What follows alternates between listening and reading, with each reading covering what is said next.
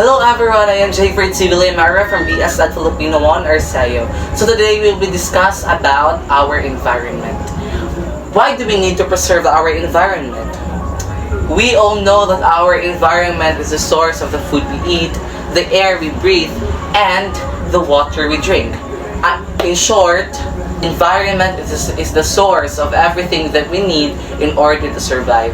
Preserving our environment is not only intended for our own good. Instead, it is for the future generations, for them to have a better future. Taking good care of our environment will also help us in improving the economy of our country by making those beautiful places, by transforming those beautiful places into tourist spots and to showcase the beauty and the richness in terms of nature in our country. As a youth and a student, I know that we are all capable and I firmly believe in it. I know that we can all fight against climate change. We, the students, we are all capable enough to raise an awareness of the common causes of the climate change by sharing our knowledge that we have learned at school. That would be all. Thank you. Good day, everyone. I am Mary Jean Baguio, author of BSED and Filipino 1 ARCEO. And today, we will have to tackle about the first Explore according to Frontiers 2018/19 Emerging Issues of Environmental Concern UN Environment 2019. There is an alarming concern with respect to balancing the need for advancement preservation. So, in nutshell, the Frontier 2018-19 report by UN significant concern regarding to delicate balance between process and environmental preservation. This emphasizes the importance of the seek of future generation. Environment is part of us. It is part of legacy, so that each Filipino living today could proudly leave the future generation. Unfortunately, environmental degradation in our country has ballooned into major social concern. This is the country's deteriorating environmental condition to exploitation. And for further explanation, our environment is an integral part of our identity and legacy, something every Filipino can take pride and passing to the next generation. Sadly, environmental degradation in the Philippines has become a pressing social issue. Why? Because it is largely caused by extensive exploitation. As cited in the Philippines Climate Change Commission report, major institutions have provided their projection about the country's environmental condition. Good afternoon, everyone. I'm Jade Kalina. I'm from BSED Filipino 1 ARCEO. Today, I'm discuss about Executive Order Number 579, the encouraging the formulation and implementation of Green Philippines program through the National Service Training Programs, or NSTP. The Philippines is a young nation with 65% in the population under 10 years old. The Arroyo administration is calling for a new vision for their generation, encouraging them to actively participate in the civic life and responsible for their future. Section 1. The National Service Training Program, or NSTP, shall devote to build a new life and will keep the nation young and beautiful. In order that ensure realization, all students under NSTP or Reserve Officers Training Corps or ROTC and Literacy Training Service or LTS and Civic Welfare Training Service or CWTS should be involved to Green Philippines activities, which includes among others. This is the some activities in the Philippines which among with others. A. Taking back our forests and replenishing falling trees with few protected forests. B. Beautifying our cities and barangays. C. Building up more urban parks and recreation areas. D. Purifying our water. And E. Cleaning up industrial sites. Section 2. At least 36 hours per semester or 72 hours per one summer program shall be dedicated for the implementation of the activities enumerated under Section 1. Section 3.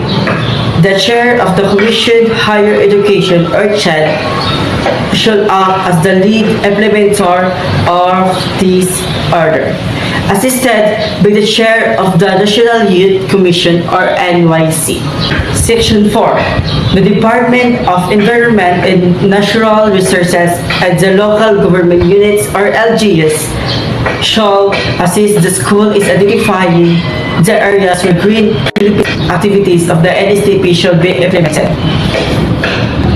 Section 5. All other executive issuance order, rules and regulations or parts thereof is consistent with this executive order as hereby repeated or modified accordingly. Section 6. This executive order shall be effectively immediately upon publication to newspaper of general circulation and shall be implemented starting on the first semester of school year 2007 to 2008. Done in the City of Manila in 30th day of November in the year of our Lord, year 2006. Major rainfall changes. A 2011 Pag-asa report suggests the decrease in rainfall by 2020 in most parts of the country except Luzon, as far as extreme rainfall concerns. However, the number of days with heavy rainfall, greater than 200 mm, is expected to increase the global warming by the year 2020 and 2050. The Philippines is highly vulnerable to impact of the climate change, including increased frequency of extreme weather. Events such as very rainfall, extreme rain events have resulted in landslides, floods, and accompanied with the loss of life and the deterioration of infrastructure. In November 7 of 2020, a super typhoon Haiyan known as Yolanda hit the island of the Samar and Leyte in the Philippines. The typhoon was one of the most powerful tropical cyclone or TC ever recorded. It killed at least 6,300 people. The Philippines is at high risk by the impacts of the climate change, including increased frequency of extreme weather, rising temperature, sea level rise, and extreme rainfall. This is because of its high exposure. This topic is dying corals. The deteriorating condition of the dying corals reef is significant to concern the National Service Training Program and Civic Welfare Training Service. Typically involves the community outreach service. In the context of dying corals, initiatives might include raising awareness, participating in reef cleaning ups, supporting oral recitation projects, educational program, educating local communities on sustainable practices to help preserve this ecosystem. Focus could be on both immediately conservation efforts and long-term strategies to protect and rehabilitate the coral reefs and the environments. Water scarcity and more intense droughts. Water scarcity can be defined as a lack of sufficient water or not having access to safe water supplies. Water is a pressing need in many areas of the world. The scarcity is spreading as water is needed to grow and process food, create energy, and serve industry for a continual growing population. Climate change is a key contributing factor.